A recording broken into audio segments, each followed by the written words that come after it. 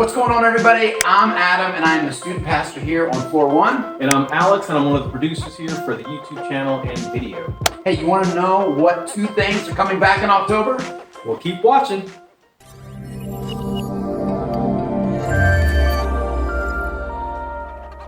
Welcome to FloorOneTV. We're a team of students, creatives, and youth pastors that just want to make videos for you guys. We want to help inspire community. Yeah, we want to influence culture and invite you to be a part of our Floor One movement. We hope when you come to our channel, you'll be challenged, encouraged, and inspired. Now, first, I want to say hello to those of you who've been watching our content week after week. But if you're new here, hit the subscribe button right now. Now listen, currently, we're actually coming up with an effective video schedule, and once we post that, once we confirm that, we'll actually post it on our YouTube banner. So, big news, the moment you've all been waiting for. You guys have been asking, you've been tweeting, you've been posting, you've been talking. Is that even a thing? You guys have asked us if we're meeting in person, and the answer is... We're gonna start meeting only if we're in the green. So we'll have different meeting options following the school color code. So if the color is green, yellow, or orange, we'll meet in person with adjusted guidelines. But if the color is red, we'll still meet, but only virtual. Yes, we cannot wait to see everybody again consistently every week. And the next big announcement is going to be small groups. Yes, small groups are coming back. Yes, now listen, small groups are the core of what it means to be the church. Because the foundation of small groups, it's all about community. We want you in. Hug. Now, we're already opened up with registrations, so links are in the description down below. And so the way this will work is that once you're signed up for a group, your small group leader will contact you and tell you the date, the time, and the place where you're going to meet. Now, this is great because this allows groups to have a different setting like the park, the mall, restaurants, backyards, and more. So you need to make sure you get signed up. Yes. Now, currently, we're actually in the middle of production of recording new episodes for you guys. So stay tuned for that. Right now, we're actually bringing back old school because we're old fools who are so cool. Okay, this is an oldie, but a goodie. Listen, this is Floor One Rewind. Enjoy. Hey, give me some lights. Let everybody see my face. Go. There we go. Oh, just a little less light. Hey, how about let's give it up for those contestants again. That was a hard situation to be in. We were really kind of setting them up to fail. What? What were you thinking with that second question? Well, listen, there was a good chance that Elise and I were going to have to play that round, and I was really worried because of that question. I would have changed it if I would have played. I was going to answer that question, but that's okay. Hey, so when I was in high school, there were 3 guarantees. 3 guarantees when I went to high school. Guarantee number 1 was this. When the bell rang Friday afternoon and you went home, you didn't have to see anybody or hear from anybody again until Monday. It was amazing. It was beautiful. Like all those people that just got on your nerves all week, you didn't have to see them until Monday. Here's another guarantee about high school. When the last day of school hit around May, you didn't see anybody for 3 months. It was beautiful. Like 3 months, you didn't see anybody. And then hopefully, over the course of 3 months, the people that were the worst got their lives together and they weren't so bad when they came back to school the next year. And here was the 3rd guarantee in high school. When you walked across that podium and you grabbed that diploma, you didn't see anybody ever again. That's actually what it was like. It was the night of graduation, and you always had this big party. Everybody went to it because they knew this is it. We're never going to see each other again. And you would say goodbye to people, and that was it. And that's what was normal about life until 2004. 2004, this guy named Mark Zuckerberg created this small thing called Facebook. And Facebook changed everything. It changed everything. Facebook became this way to connect with people. And so I don't know exactly when I started getting on Facebook. I think it was probably around 2008, 2009. I jumped on Facebook, and it was weird because all these people I didn't think I would ever see again, I started seeing again. And so people started sharing their lives, and they started making these connections. And then Facebook opened the door to what would become this social media craze, where now you can't escape each other. It's awful. It is absolutely awful. You cannot escape each other. So when the bell rings on Friday, guess what? You got to deal with people all weekend.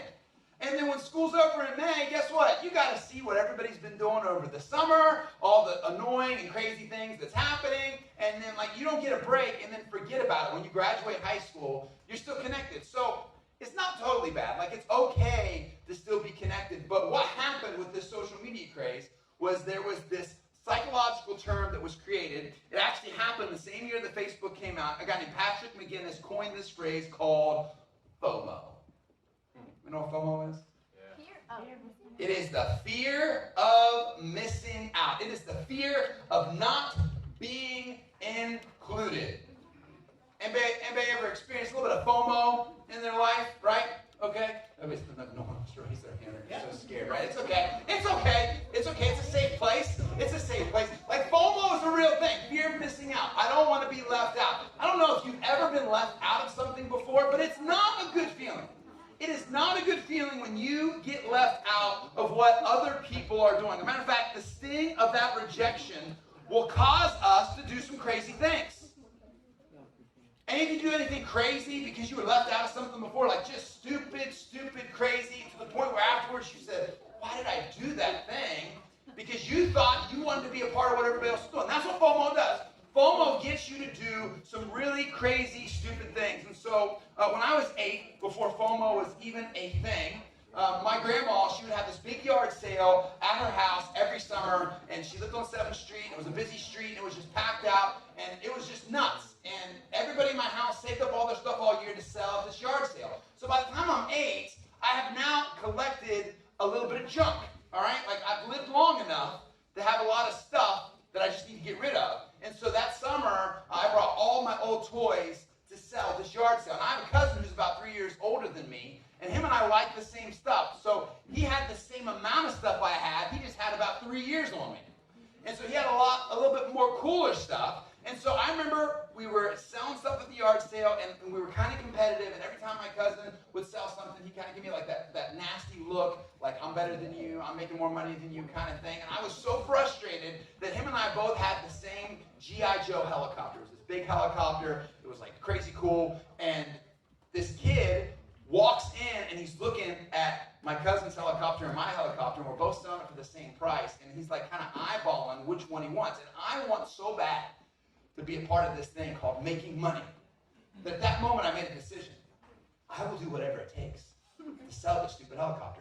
Even if I gotta freaking pay this kid to take it. I'm selling this helicopter. Like, I'm not gonna let this happen. So we get in this bidding war, me and my cousin, like where we start underselling the thing.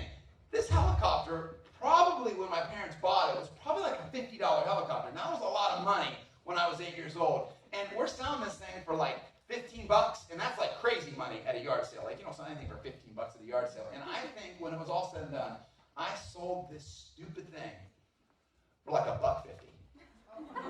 I went from $15 to $1.50.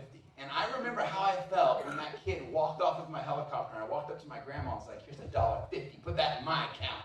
She's like, what'd you sell? I was like, I sold that big helicopter with that kid walking away from it.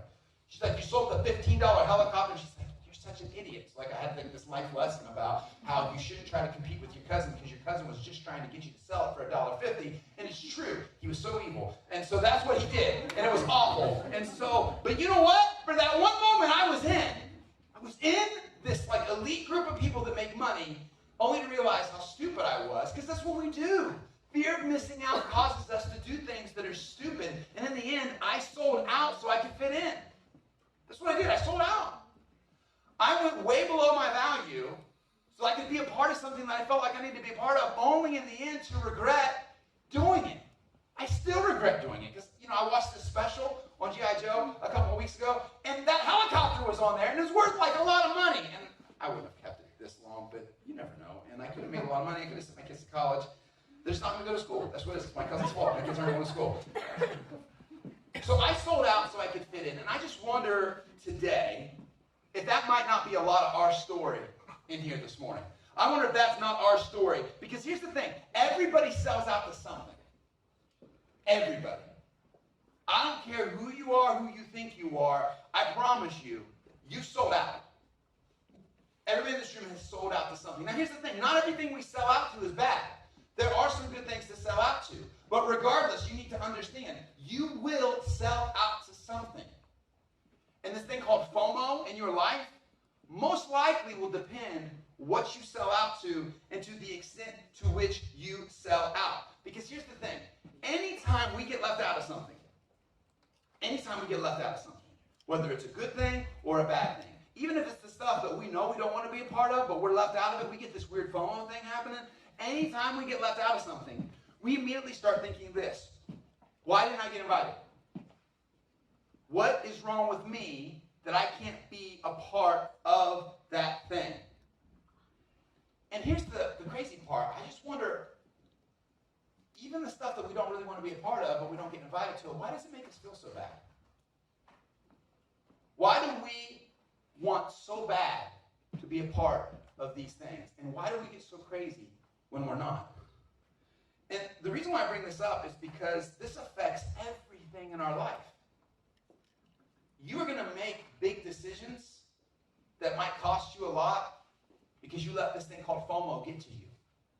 And you were scared of missing out of what everybody seems to be doing. And you might get to the end of that thing and realize it's not what you wanted.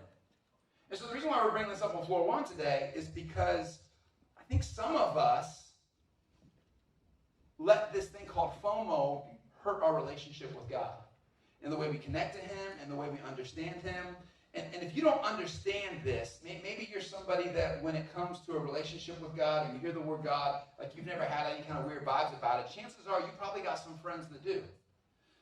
Because I think what happens with a lot of people when you start saying the words like Jesus is that a lot of people feel maybe uninvited or maybe unwanted to the scene that Jesus may be on. And the reason why I think a lot of people never get past the front door, I think the reason why a lot of people feel like they can't have a relationship with God, or they feel like they can't get serious in their faith, or they feel like they can't make better decisions, is because I think a lot of people think that you have to be impressive to be invited. You got to be impressive to be invited. And so here's the thing, and I've been doing this a long time. There's a lot of people, they don't even get close to God to even let God have a chance on getting close to them. And what we do is we make opinions about God and opinions about this thing called church and opinions about this family that we're trying to build because of something weird that happened. And so specifically, here's what I think happens. I think there's three things that people feel when it comes to God that keeps them out. I think people feel like, one, they have to behave to belong. I think people feel like they have to believe to belong. And I think people feel like they have to be good to belong. So everybody here is here for a different reason today. Like there's some of you here because you just want to be here. Like anytime we open the doors, you're going to be here. Because this is family, this is your people, this is what life's about, this is what helps keep you strong. And that's awesome. Like we want more stories like that. Some of you are here because it's just kind of what you've always done. Like you grew up in church and your family just wants to church and this is just kind of what you do and you like it. Like it's okay. But it might not be a part of who you are. And that's okay too, because we need you here in this room because we want you to get more connected. And then there's some of us here today, like we don't want to be here. The only reason you're here is because your parents said, it's Sunday, we're going to church. And down here is a little bit more tolerable than up there. But guess what? We actually have students that are hanging out upstairs because upstairs is a little bit more tolerable than down here. And so we got a lot of people today and lots of different reasons. And I think the reason why we're so categorized and the reason why we are in such a broad spectrum is because of this. Some of us, we think, we'll go back to that last slide. Some of us, we think that we got to behave to belong. That there is a certain way you do things to be a part of this thing called church, to be a part of this thing called God. And if you don't do the things that you're supposed to do, God doesn't want you. And so you'll make decisions about God based upon that. Some of us think you got to believe to belong. Like, I got to believe everything. And I got to be really sure about what it is. But let's just be honest. There's a lot of us in this room today who, yes, some doubts. Like, there's some things that you're struggling with, and you don't understand what it means. And as you're trying to figure out life, you're also trying to figure out faith. And if you're not careful, you can think, well, because I don't understand everything about God, maybe I shouldn't be pursuing a relationship with God. And some of us think we just got to be good. if we're just really honest with ourselves, a lot of us today will just be real about the fact that we just make some bad decisions. As a matter of fact, we know we make bad decisions, we're not going to deny it. And if you're not careful, you think getting close to God means you got to be this really, really good person. And because you're not, maybe you can't get close to God. And so what happens is this becomes the standard in which we make decisions on whether or not we're going to have a relationship with God. And this is the wrong standard. Because here's what you need to know today, is that Jesus isn't where any of those beliefs come from. That's not the way Jesus operated when he built relationships with people and he started changing people's lives. In fact, Jesus actually made it very clear how he felt about this idea. So we're in a series called Storyteller, and we're telling these stories each week, and these stories reveal who God is and how God feels about you and the way you connect with God. And so Jesus tells the story, and we pick it up in verse 16. We got it on the screen. It says this: Jesus replied with this parable. There was a man who invited many to join him in a great feast. It says, when the day for the feast arrived, the host instructed his servants to notify all the invited guests and tell them, come, for everything is now ready for you. So we got Jesus telling a story about this guy, and he throws this big party, and it's this big deal, and he sends all these invitations out, and like it's the day of the party. And he's opening up the house, and this is going to be crazy. And so he sends his servant, he's like, go get the people. And it says, in verse 18, it says, but one by one they all made excuses. One said, I can't come, I just bought some property and I'm obligated to go and look over it. Another said, please accept my regrets, for I just purchased 5 teams of oxen and I need to make sure they can pull the plow. Another one said, I can't come because I just got married. And the servant reported back to the host and told him all of their excuses. So the master became angry and said to his servant, then go at once throughout the city and invite anyone you find. So there were some specific people the master wanted at the party. Everybody had an excuse. Nobody really wanted to be at the party, because if they wanted to be at the party, they would have ditched whatever their excuse was to come to the party. And so the master, he's frustrated, he's upset, he's like, all right, then go to the city, invite anyone you find, the poor, the blind, the disabled, the hurting, and the lonely, and invite them to my banquet. Verse 22, he says, when the servant returned to his master, he said, sir, I have done what you asked. We brought a lot of people in, but there's still room for more. So the master told him, all right, go out again, and this time bring them all back with you. Persuade the beggars on the streets, the outcasts, even the homeless. Urgently insist that they come in and enjoy the feast so that my house will be full. And here's what he says in verse 24, and this is probably the most important line in the entire story. He says, I say to you all, the one who receives an invitation to feast with me and makes excuses will never enjoy my banquet. Now, this story is strange, because there's a twist in it. So there's this moment where the master plans this big party and he invites a very special group of people to come and enjoy this party, and nobody can make it. Now typically what would happen in that moment is the master would reschedule the party. He'd just toss the food, throw it away, and he'd get more food later and he'd reschedule the party because that's what you did. Or he'd send a servant out and he'd beg for the people to come and say, listen, a lot of money was spent on this thing. This is a really big deal. You should be a part of it. But the master doesn't do any of that stuff. He does the opposite of what the people that are listening to the story, the people in the room when Jesus is telling the story, he does the opposite of what he would say. He says, that's fine. If they don't want to be a part of this thing, then let's go find some people that want to be a part of this thing. And ultimately, what we take from this story is this line right here. If they're not interested in coming, he says, I'm not interested in having them. That's what the master says. And this message is going to go 2 different ways as we start to land this thing in the next 10 minutes. It's going to talk to specifically 2 different kind of people in the room.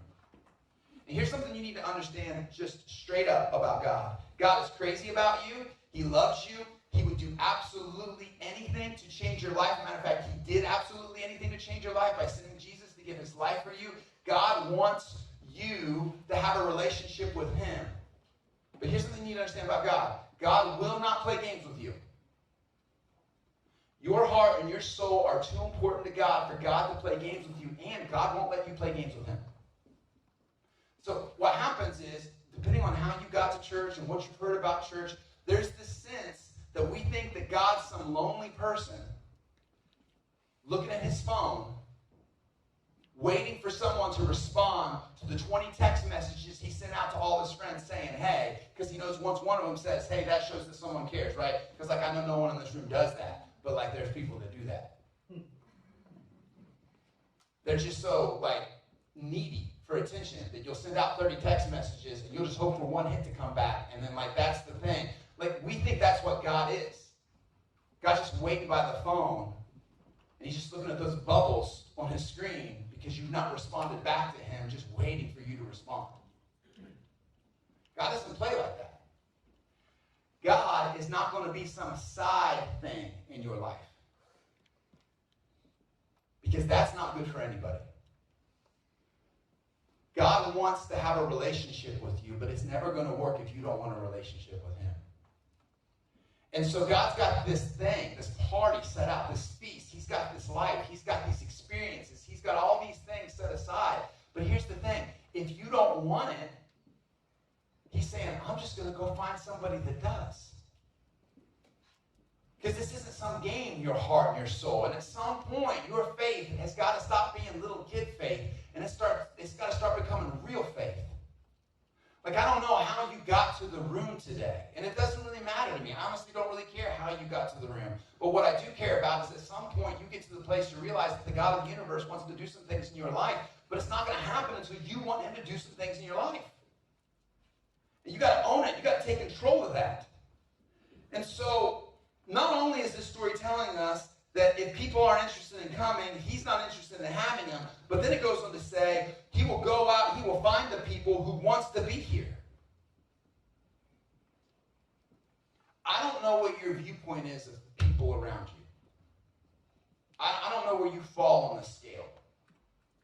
So when you see people who are the outcast, the broken, if you see people that don't really fit in with anybody else, I don't know where you are with that. I don't know the way you see things, but I think we got to be real careful. I think there are some of us in this room that absolutely think we are way more spiritual than what we really are.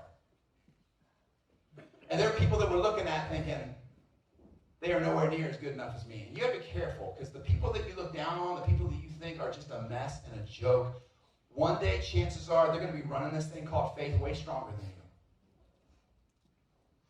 That's a weird feeling. Like, you don't get that so much now because social media, you get to follow people around a lot. But when I was living this thing out, like, it was a really crazy thing when there was somebody I saw in high school that looked like just a complete idiot, like most likely to be dead in 5 years kind of idiot, only to meet them a couple years later and find out that no, they've given their life to Jesus, but man, they're just crushing it in their faith. Because it's not what you always think. That's why FOMO is such a joke. We get so caught up in this thing called FOMO because we think what everybody else wants is what we need, and God's like, hey, listen, I don't play like that. I don't play like everybody else. And so as we start to wrap this thing up and we start to think about this story, here's my question for you. What have you sold out to? What have you sold out to? Everybody in this room sells out to something. And you know the thing that's crazy about selling out? You know those same three things that keep us from following in a relationship with God, thinking, well, I got to behave a certain way, I got to believe a certain way, I got to be good for a certain way. Do you know those same crazy three things are the three things that get you to sell out to other stuff?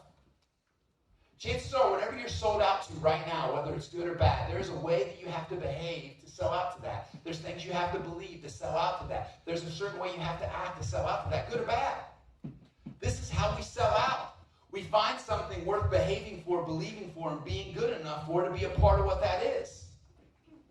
And so Jesus is trying to get us to understand that there are these things that we think about when we think about him that stops us from having a relationship with him. And we got to at some point get rid of that. Because this relationship with Jesus is the most important relationship you are ever going to have in your life. And if you're not buying into what I'm saying, man, find somebody that's been changed by God. Find somebody that was this way before, and there is a very different after, and the only thing that could ever change somebody like that is somebody like God. So I don't know where you feel like you are today. I really don't. I don't know if there are some things you've sold out to that you're not proud of, you're not happy with, and you wish could change. I don't know if you've sold out to God, but you don't feel like you're in with God. And I don't know if I say the word God and I say the word Jesus, you just feel feel really confused about how that looks and what happens. That's what we're hoping to try to do here. Every Sunday, we're just trying to clear that up a little bit. We're trying to get you plugged in with other students and other leaders who are trying to figure those things out. And we're hoping that through it all, you start to make these relationships with God. But if anything today, let me encourage you with this. The only requirement for getting in with Jesus is showing up. It gets not complicated to have a relationship with God. It's not complicated to know God at a deep level. All you have to do is show up. And when it comes to Jesus, there's always room for more. Your story does not scare him. Your past and the things that you've been through, it doesn't scare him. The way you're behaving right now and the way you're acting, it doesn't bother him or scare him away from you. Maybe you're here today and there's some things you're just not sure of when it comes to the way you believe. And there's some issues in faith that you don't know where you line up. Listen, your belief doesn't scare Jesus. There is always room for more, which means you do not have to behave to belong. You do not have to believe to belong. You do not have to be good to belong. You just got to be willing to show up. And you got to be willing to give God a chance. And you're going to have to want it. I can't want it for you. Your small group leaders can't want it for you. Your parents can't want it for you. Even the people that brought you here that are really chasing after Jesus, they can't want it for you. Listen, this is never, ever going to work until you want it to work. You got to be all in on this thing. So I just wonder, where are you at today? Because everybody in this room is either at the table or out the door. You're either at the table or you are out the door. And here's what I wonder this. Let me just take a second and talk to you people who are at the table. Those of you that said, I'm in 100%. Everything I've got is God's, and I want to be the best that I can. What's it going to take to get more people to the table?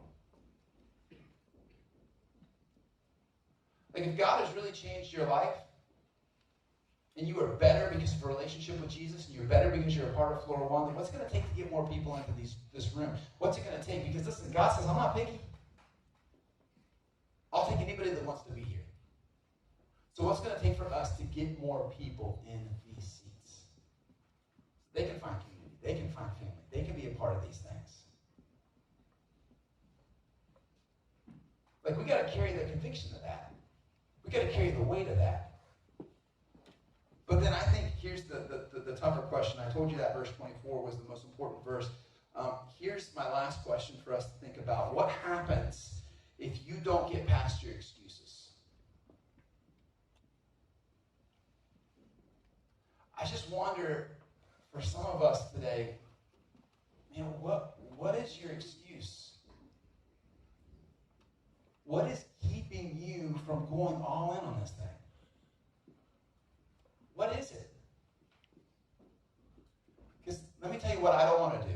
I don't want to try to get it out of you.